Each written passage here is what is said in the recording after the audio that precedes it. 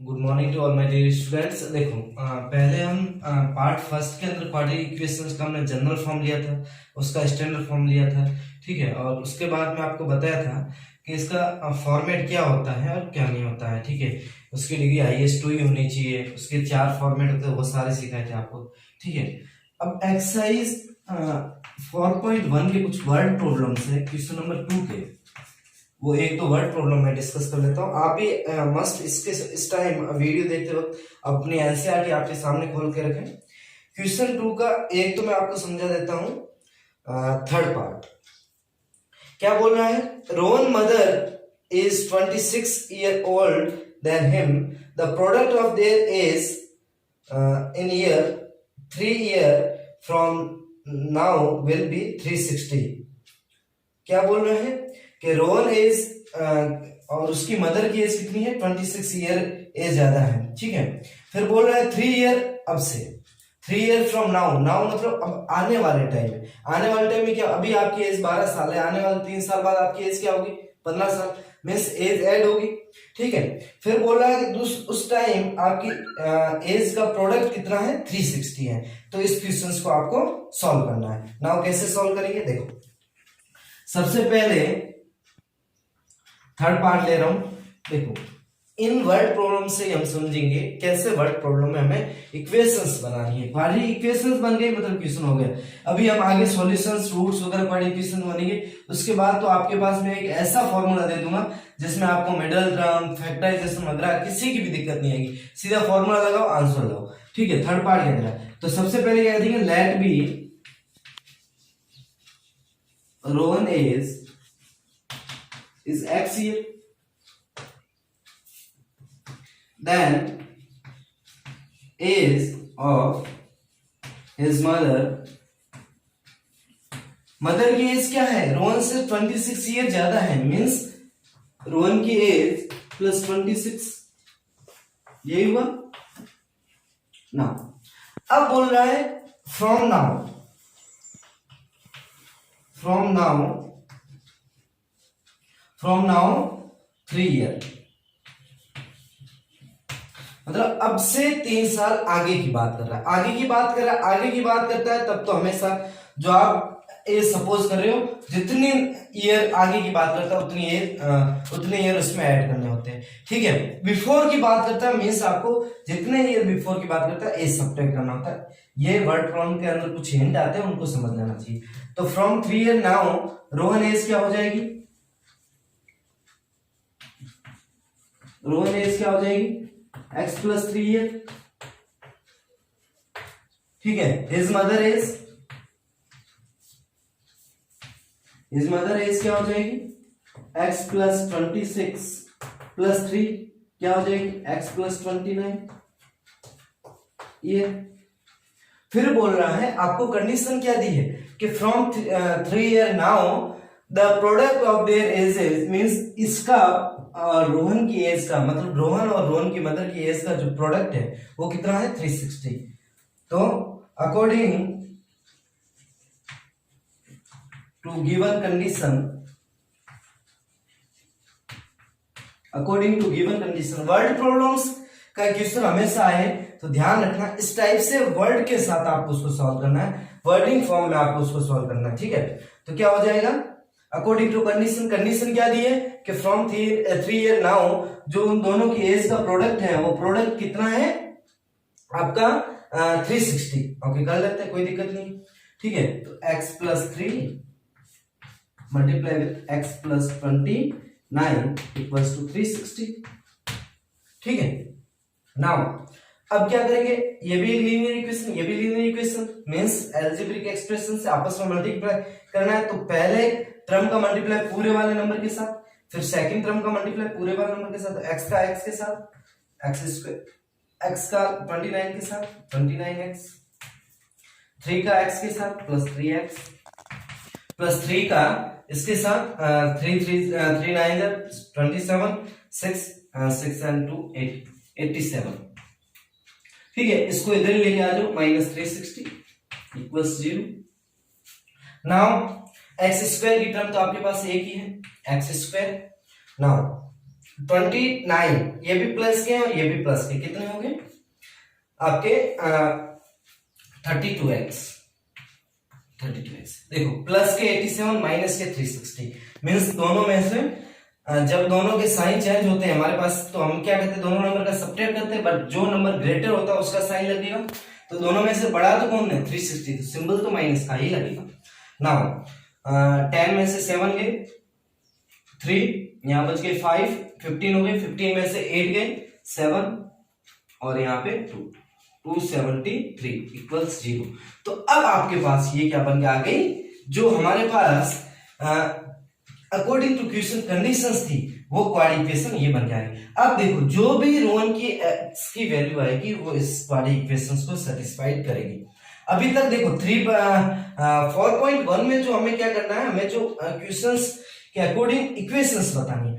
आगे आगे जैसे हम 4.2, 4.3, 4.4 पे बढ़ेंगे ना, तो इन क्वाड्रेटिक इक्वेशन को आगे सॉल्व भी करना पड़ेगा। ठीक है, अब देखो सॉल्व करना मींस x की वैल्यू निकालना, x की वैल्यू निकालना means solutions of the quadratic equation निकालना, और solutions of the quadratic equations हम 3 मेथड से निकालते हैं, by factorisation method, by completing square method, या बाय क्वाड्रेटिक फार्मूला। वो तीनों के तीनों अभी मैं एक दो एग्जांपल सॉरी इस क्वेश्चंस के कुछ क्वेश्चन नंबर 2 के पार्ट आपको समझा के फिर वहीं पे चलूंगा, सॉल्यूशंस वाला पार्ट हम कवर करेंगे। तो वीडियो को पॉज करना, इस चीज को राइट डाउन करना। ठीक है, अब इसके बाद हम लेंगे आपके पास फोर्थ पार्ट। पहले क्या है, वर्ड प्रॉब्लम में क्वेश्चंस का मीन समझना जरूरी है। क्वेश्चंस का मीन समझ लिया आपने, देखो क्या कहा था, रोहन की एज x ले ली, रोहन की मदर की एज x प्लस 26 होगी, 3 ईयर नाउ की बात की, तो 3 ईयर के बाद में रोहन की एज x प्लस 3, रोहन की मदर की एज x प्लस 29, फिर दोनों की एज का प्रोडक्ट 360 के इक्वल, नॉर्मली LHS RHS को इक्वलेट करके हमने सॉल्व कर दिया। नाउ क्वेश्चन 4 क्या कह रहा है, ध्यान से सुनना। A train travels a distance of 80 kilometre at a uniform speed. अब देखो ट्रेन की स्पीड क्या है हमें नहीं मालूम है। यूनिफॉर्म स्पीड का मतलब क्या होता है, देखो एक चीज, ये चीज आपके फिजिक्स में भी आती है। यूनिफॉर्म का मीन्स होता है उसके अंदर कोई भी वेरिएशन नहीं आता, मीन्स फिक्स स्पीड, कोई वेरिएशन नहीं आता है। ठीक है, यूनिफॉर्म का मीन्स। तो क्या कह रहा है, a train travels a distance 480 kilometre, देखो 480 किलोमीटर डिस्टेंस है, ठीक है, यूनिफॉर्म स्पीड से जा रहा है, चलो ठीक है, इतना समझ में आ गया। फिर क्या बोला, if the speed had been 8 kilometre per hour less. अब क्या कर दिया, जो यूनिफॉर्म स्पीड आपकी फिक्स थी उससे आपने स्पीड को 8 किलोमीटर पर आवर के हिसाब से लेस कर दिया। मतलब जैसे पहले वो 24 किलोमीटर पर आवर के हिसाब से जा रहा था, तो 8 किलोमीटर पर आवर उसकी जो आपकी स्पीड है उसको लेस कर दोगे, तो 8 माइनस कर दो 24 में, मींस अब उसकी ट्रेन की स्पीड क्या है, 16 किलोमीटर पर आवर। ये मैंने एग्जांपल लेके समझाया आपको। ठीक है, फिर बोल रहा है it would taken 3 hours more to cover a same distance, we need to find the speed of train. Now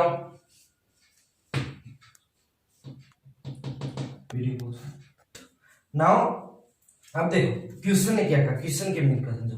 बोला है ट्रेन की एक फिक्स स्पीड है, फिक्स स्पीड से चल रही है, ठीक है, तो 480 किलोमीटर जब डिस्टेंस ट्रेवल करती है तो उसको कुछ टाइम लगता होगा।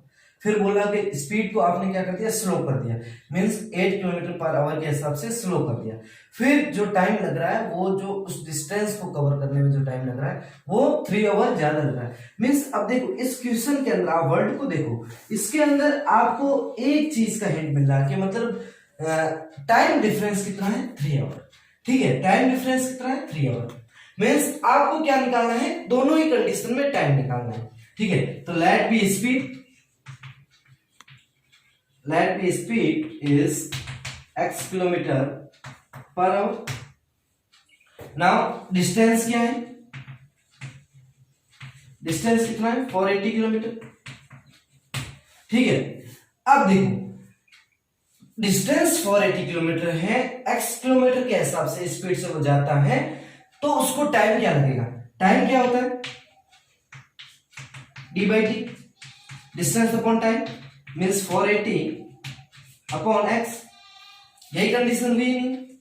दूसरी कंडीशन क्या कह रहा है, if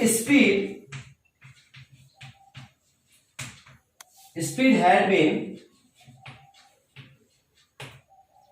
speed have been decrease 8 kilometre per hour. 8 kilometre per hour के हिसाब से स्पीड को डिक्रीज कर दिया, तब अब देखो नाउ स्पीड क्या रहेगी,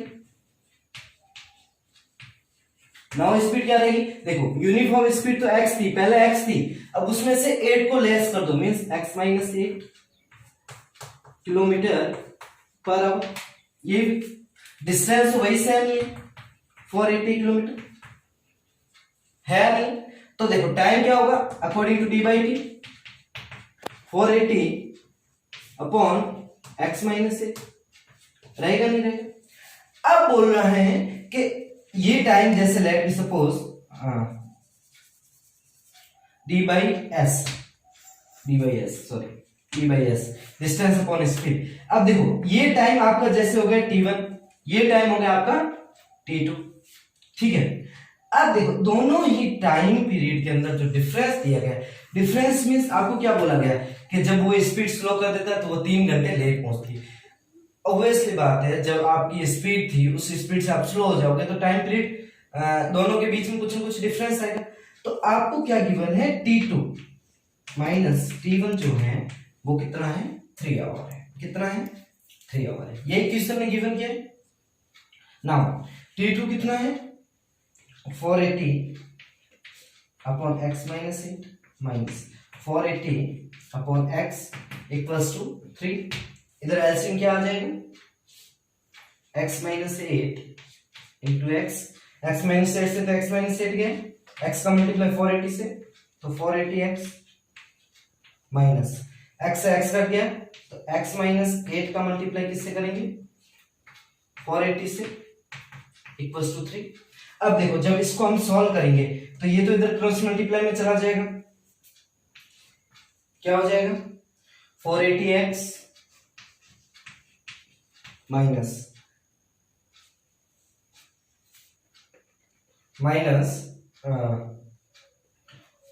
480x, जब माइनस के 480 इसके साथ मल्टीप्लाई होंगे तो प्लस का बनेगा 0 4 6 बच जाएगा, 8 4 जब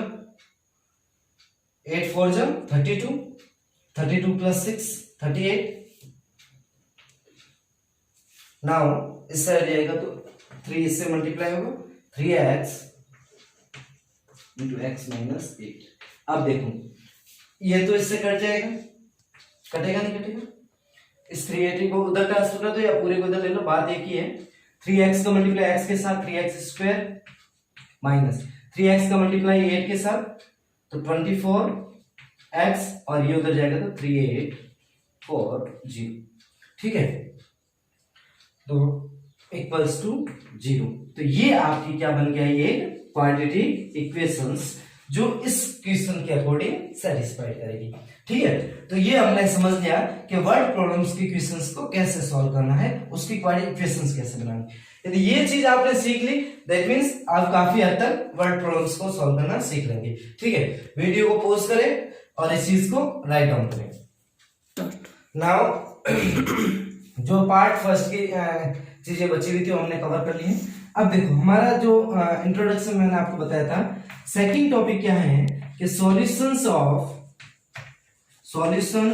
या रूट्स या जीरोस ऑफ क्वाड्रेटिक इक्वेशन। किसी भी क्वाड्रेटिक इक्वेशंस के सॉल्यूशंस क्या होते हैं, जीरोस क्या होते हैं, रूट्स क्या होते हैं, ये तीनों वर्ड का मीन एक ही है, ध्यान से समझ लेना इस चीज को। देखो पहला मेथड मैंने आपको बताया बाई फैक्टराइजेशन,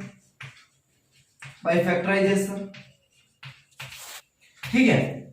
सेकंड मैंने बताया आपको by completing square, and fourth आपको बताया बाई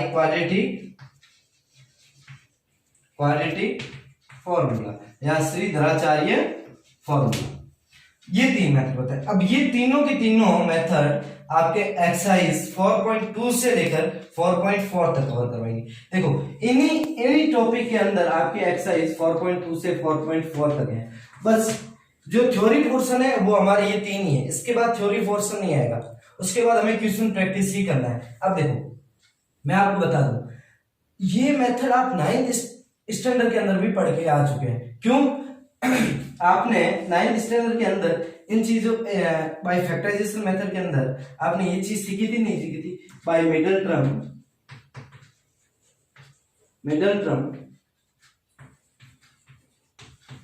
स्प्लिटिंग मेथड।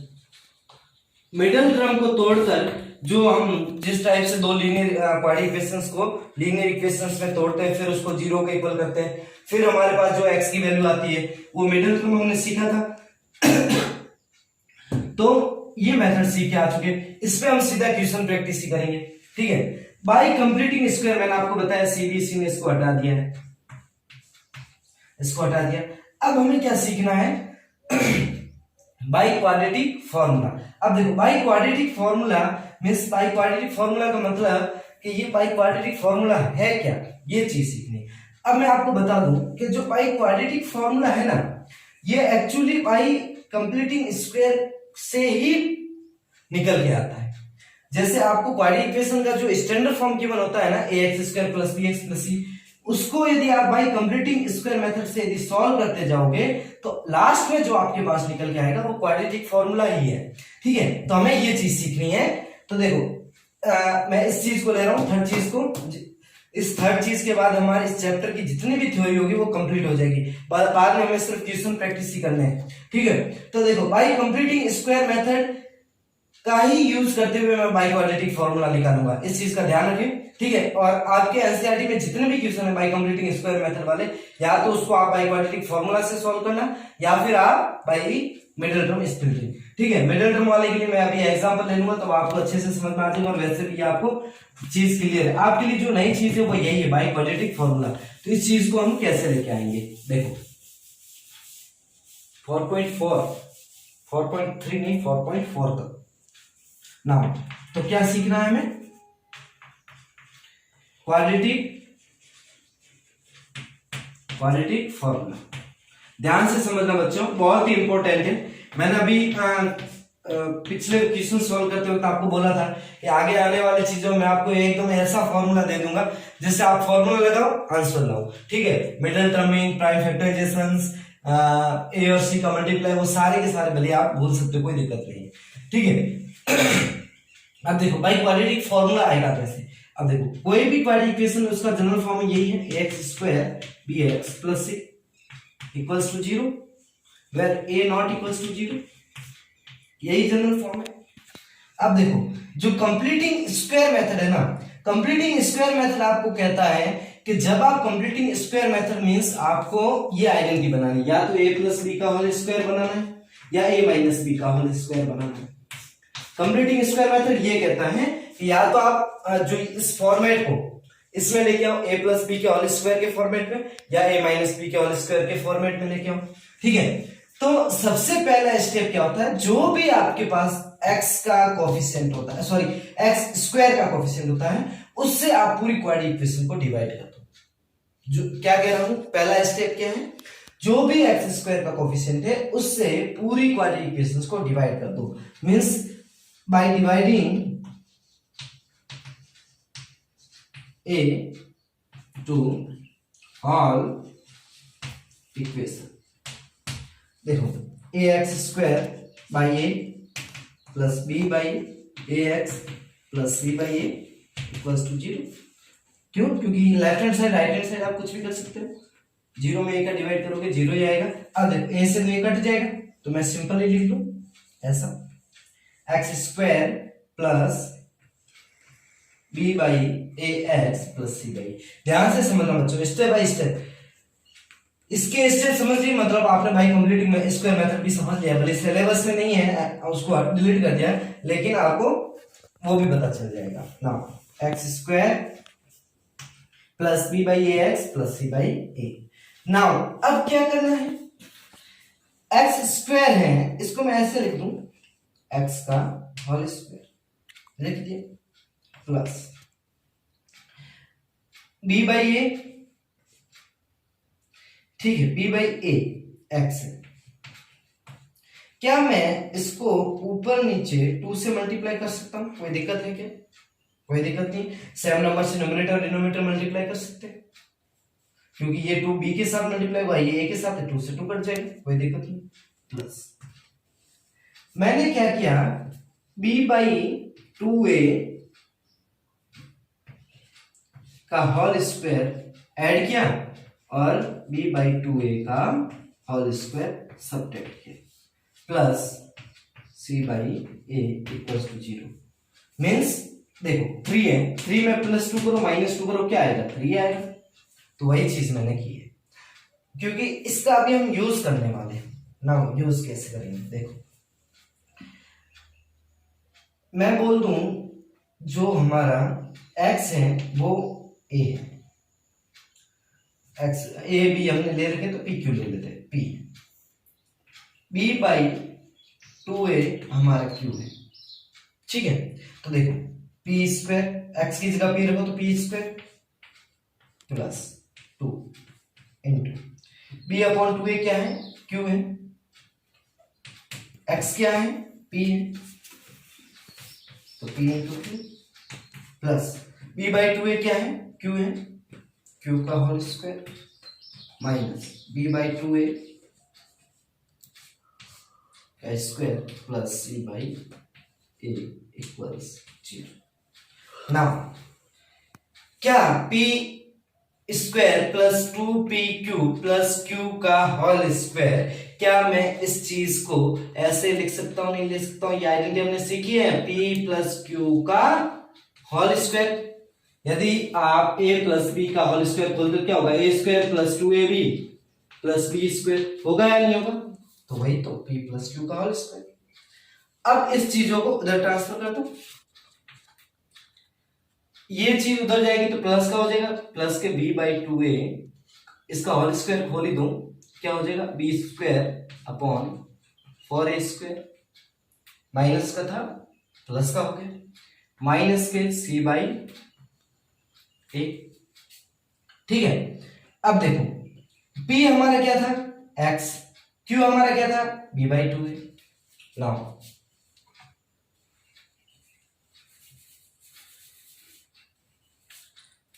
p हमारा क्या था, x प्लस q हमारा क्या था, b बाई 2a का होल स्क्वायर इक्वल, इधर आप एलसीएम ले लो, क्या आ जाएगा, 4a स्क्वायर बनेगा नहीं बनेगा, b square minus 4ac, 4a bar a से a स्क्वायर कट जाएगा 4ac। नाउ जब ये स्क्वायर इस साइड से हटेगा तो इधर क्या लगेगा, रूट लगेगा नहीं लगेगा? इस चीज को मैं थोड़ा साफ कर देता हूं, आप देख लेना, plus c by a। Now क्या मैं इसको ऐसे लिख सकता हूं, b by 2a equals plus minus under root b square minus 4ac upon 4a square. कोई गलती नहीं, क्योंकि स्क्वायर था, स्क्वायर इधर से हटता है, इधर क्या लगेगा, रूट, और रूट लगेगा तो आगे प्लस माइनस भी लगेगा ना। मैं इसको अब उधर ट्रांसफर कर रहा हूं, x इक्वल्स प्लस का है माइनस के b बाई 2a, ठीक है, प्लस माइनस, ठीक है। ये तो बाहर आने से रहा तो अंडर रूट के अंदर रखो, b स्क्वायर माइनस 4ac, ठीक है, अपॉन 4a स्क्वायर का क्या आ जाएगा, 2a, ठीक है। अब देखो दोनों में जो डिनोमिनेटर वो सेम है, x इक्वल्स टू क्या आ गया, 2a minus b plus minus b square minus 4ac, आया नहीं आया? यही आपका क्या है, क्वाड्रेटिक फॉर्मूला। क्वाड्रेटिक फॉर्मूला क्या है, x equals to minus B plus minus B square minus 4ac upon 2a। अब देखो आपको कोई भी क्वाड्रेटिक इक्वेशन गिवन हो, कोई भी क्वाड्रेटिक इक्वेशन गिवन हो, जैसे 2x square plus 3x minus 1, for example मैंने ले लिया 2x square minus 3x plus 1, ये आपको गिवन है, ठीक है। अब आपको बोला कि इसके जीरोस निकालो, ठीक है। तो आपको क्या पता है कि ए तो क्या होगा 2, बी क्या होगा -3, सी क्या होगा 1। यहां पे वैल्यू पुट करो, वैल्यू पुट करोगे, उसके बाद एक बार प्लस लोगे, एक बार माइनस लोगे, आपके पास दोनों की दोनों x की वैल्यूज आ जाएगी, ठीक है। कैसे आएगी अभी ले लेता हूं, तो वीडियो को पॉज करके इस पूरे को अच्छे से राइट डाउन कर देना। यही क्वाड्रेटिक फॉर्मूले का पूरा डेरिवेशन है। मींस क्वाड्रेटिक फॉर्मूला आया कैसे, इस टाइप से आया, परफेक्ट स्क्वायर मेथड से आया। नाउ अब मैं आपको बताना चाहता हूं कि क्वाड्रेटिक फॉर्मूले का हम जैसे यूज करें, कैसे यूज करें। जैसे मैंने अभी आपको इक्वेशन बोली, for example 2x square -3x + 1, ठीक है। ये क्वाड्रेटिक फॉर्मूला क्वाड्रेटिक इक्वेशन है। इसके जीरोस निकालने हैं या सॉल्यूशंस निकालने हैं या रूट्स निकालने हैं, तो कैसे निकालेंगे, ठीक है। तो देखो क्वाड्रेटिक फॉर्मूला क्या कहता है, x = -b + b² - 4ac के ऊपर √/2। पहले तो हम a लिख लेते हैं 2, b लिख लेते हैं -3, c लिख लेते हैं 1।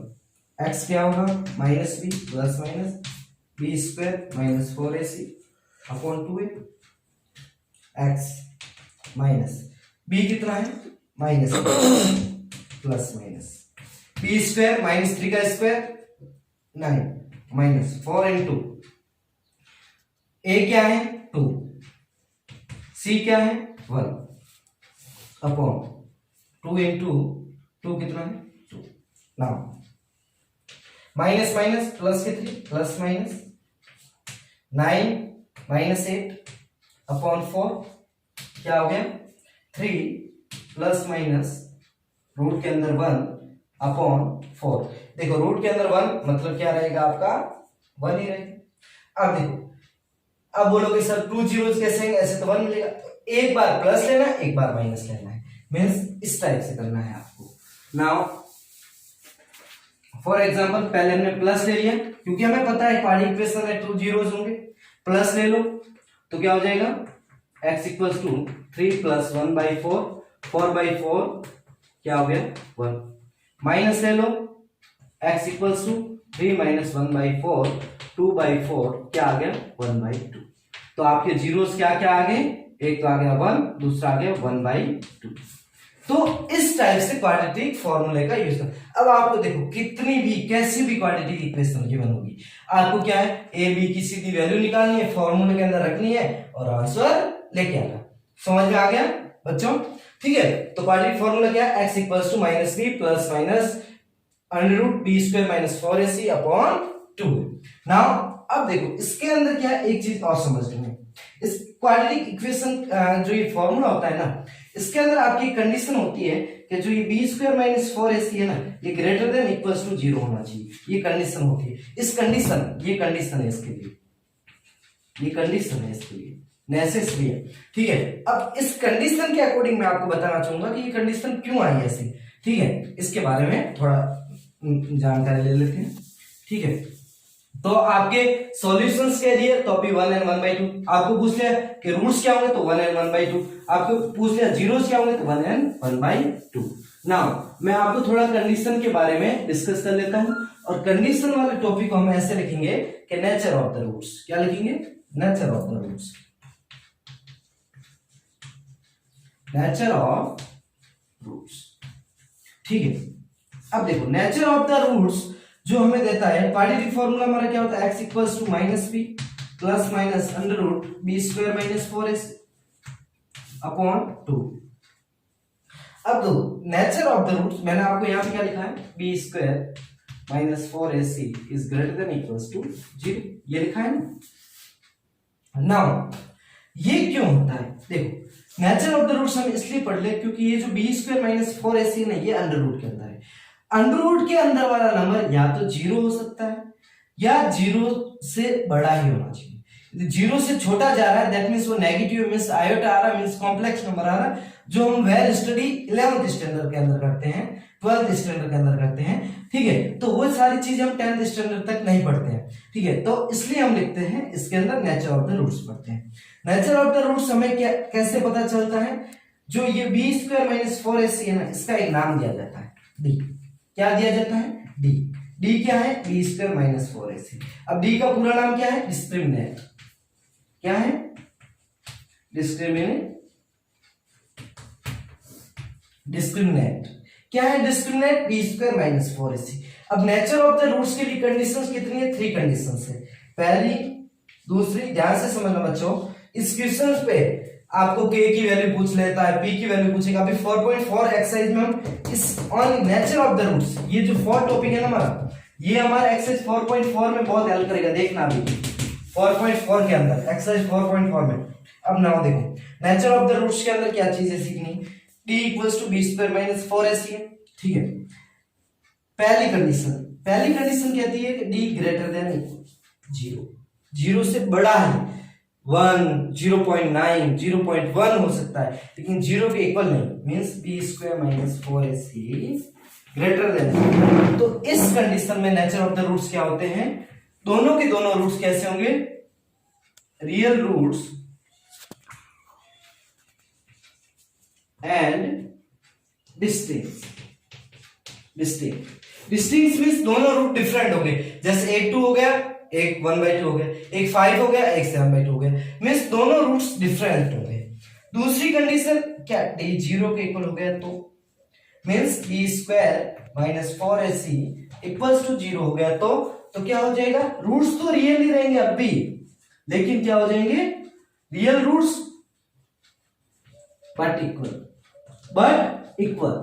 देखो, हमने जब पॉलिनोमियल किया था तो ऑप्शन वाला एक क्वेश्चन बाई क्वाड्रेटिक वाला याद करो आप। जब आपने क्वाड्रेटिक इक्वेशन को सॉल्व किया तो दोनों टाइम x की वैल्यू 1 और 1 आई, या कहीं आपको ऐसा मिलेगा -2, कहीं आपको मिलेगा प्लस के रूट 3 प्लस प्लस के रूट 3, ऐसा नहीं हो सकता, ऐसा मिल जाएगा -5 मींस दोनों की दोनों same, means both roots are real and equal. Real तो है लेकिन साथ में कैसे हैं? Equal, real and equal.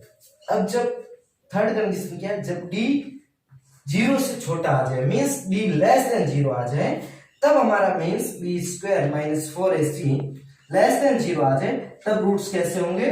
No real roots, means उस समय हमें रूट्स रियल नहीं मिलेंगे तो कैसे मिलेंगे? इमेजिनरी। कैसे होंगे? इमेजिनरी रूट्स, ठीक है। मींस आयोटा के फॉर्म में आएंगे। वैसे इस टाइप की चीजें आपके पास अभी नहीं आएगी, आपसे सिर्फ ये कंडीशन के फॉर्मेट में आ सकता है कि बी स्क्वायर की माइनस 4ac की value greater than less than 0 आ गई तो आपको पूछेगा what about the nature of the roots, तो वहां पे क्या लिखोगे? नॉन रियल रूट्स या फिर इमेजिनरी रूट्स। तो हमने क्या क्या सीखा? Quadratic formula x equals to minus B plus minus root B square minus 4ac upon 2a, एक बार प्लस लेना है, एक बार माइनस लेना है, क्वाड्रेटिक इक्वेशंस के अंदर फॉर्मूला लगाना है, आंसर आएगा, ठीक है।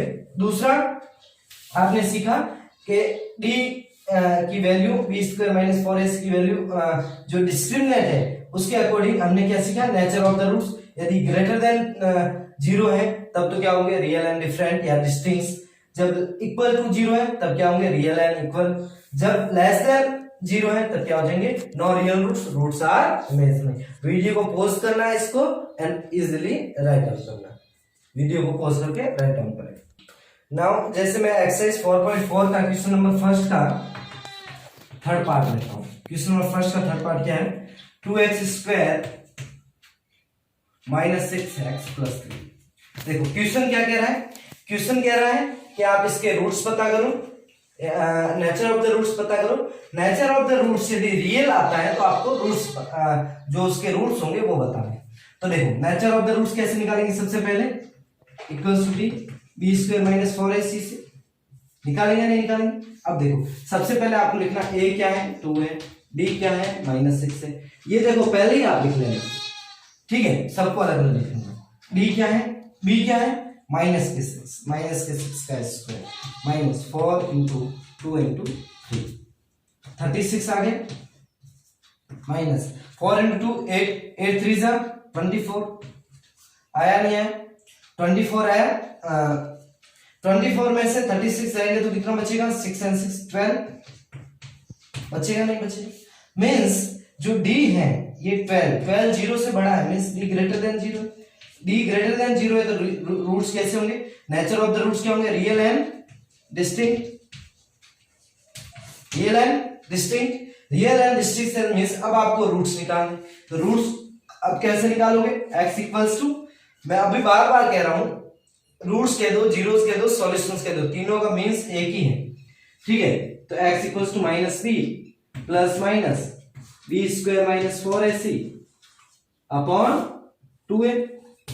चलो माइनस b कितना है? माइनस के 6, माइनस के 6। ये देखो फॉर्मूले के अंदर का माइनस है, ठीक है, ये क्वेश्चन के अकॉर्डिंग माइनस है, plus minus B square minus 4ac की अलग से निकालने की जरूरत नहीं, 12 अपॉन 2 इंटू 2 कितना हो गया? 6 प्लस माइनस 12 को क्या मैं ऐसे लिख सकता हूं? देखो 12 क्या हो जाएगा? 2 इंटू 3 होगा या नहीं होगा? अब देखो 2 का एक पेयर बनना, बाहर आ जाएगा, 2√3 अपॉन कितना आ गया? 4 आया नहीं है? अब देखो दोनों में से 2 और कॉमन आ रहा है, तो क्या हो जाएगा? 3 प्लस माइनस √3 अपॉन 4 आया नहीं है? अब देखो एक बार आप प्लस लोगे, ठीक है, एक बार आप क्या लोगे? माइनस। प्लस लेंगे तो x इक्वल्स टू क्या आ जाएगा? 2। इसको आप डायरेक्टली कट कर सकते हो 2 टाइम्स, ठीक है। तो प्लस लोगे तो क्या आ जाएगा? 3 प्लस √3 अपॉन 2, ठीक है। जब माइनस लोगे तो क्या आ जाएगा? x equals to 3 minus √3 upon. तो कितना मेथड इजी था, नेचर ऑफ द रूट्स निकालो, यदि रियल आ रहा है आगे सॉल्व कर दो क्वाड्रेटिक फॉर्मूले से, सिंपली। बस अब हमें क्या करना है, इस क्वाड्रेटिक फॉर्मूले के क्वाड्रेटिक इक्वेशंस के अंदर यही चीज करनी थी कि आपको जितने भी इसके अंदर थ्योरी पोर्शन वो नॉर्मली जो हम पॉलिनोमियल में स्टडी करके आते हैं, ठीक है। बस हमें नया सीखने को क्या था?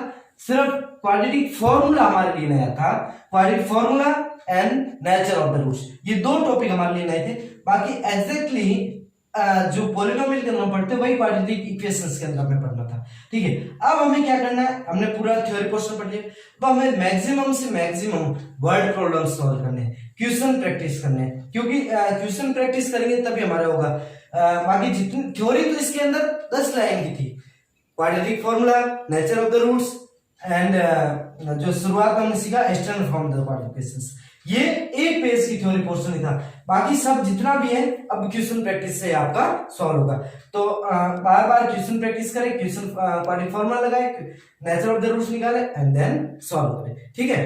बाकी के वीडियो के अंदर जितने भी वीडियो आएंगे इसके, उसके अंदर हम सिर्फ क्वेश्चन प्रैक्टिस करते हुए ही आपके मैं क्वेश्चन सॉल्व करूंगा। जैसे कुछ डिफरेंट टाइप के क्वेश्चन बनेंगे, ठीक है, तो उनको सॉल्व करके आप तक पहुंचाने की कोशिश करूंगा। जो भी आपको ऐसा क्वेश्चन लगेगा कि सर इसको भी एक बार सॉल्व करके वीडियो के थ्रू भेजिए, तो मैं जरूर भेजूंगा। आप मुझे क्लास के अंदर जब भी क्लास चले तो बता देना कि उस एक्सरसाइज के इक्वेशंस या कुछ एग्जांपल्स भी है, ठीक है। तो जितना भी इस चैप्टर का थ्योरी पोर्शन था वो इस वीडियो के थ्रू कंप्लीट हो चुका है। अब हमें क्या करना है? मैक्सिमम से मैक्सिमम क्वेश्चन प्रैक्टिस करना है। तो थैंक यू बच्चों, आज की क्लास यहीं